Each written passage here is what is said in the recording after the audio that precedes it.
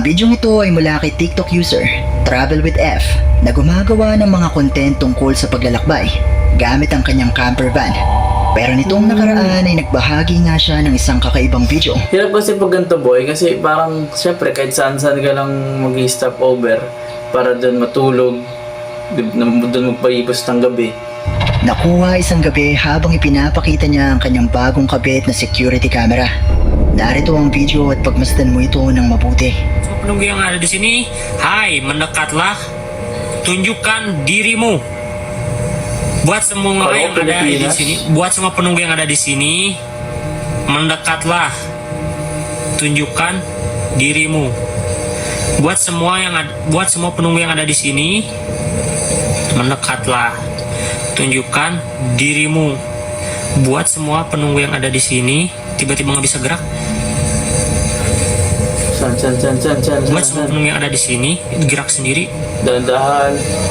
Baka nakadungo sa camera yan boy. Lag nggak? Ini kenapa? Buat semua penunggu yang ada di sini, tolong Ay, kaki! mendekat. Kaki kung totoo man to boy. Ang creepy niyan boy. Kasi pag Sa una ay wala ka namang makikitang kahit na ano. Pero maya-maya pa ay napansin niya ang paglitaw ng tila isang babae na may mahabang itim na buhok at puting kasuotan. Mahirap niyan boy, no? Mag-isa ka lang dyan boy. Takting yan. Kahit anong sigaw ang gawin mo dyan boy, walang makakarinig sa'yo.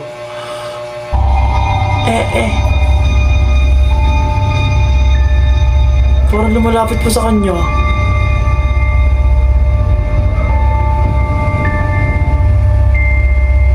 Kinilabutan siya matapos niyang mapagtanto kung ano ang kanyang nakunan. Dahil may mga kwento sa lugar na ito na meron talagang babae na nagpapakita dito tuwing gabi. Pero posible nga kaya na isang multo ang nakunan niya nung gabi nito. Kinilabutan ako dun boy. Kayo na ang bahalang humusga.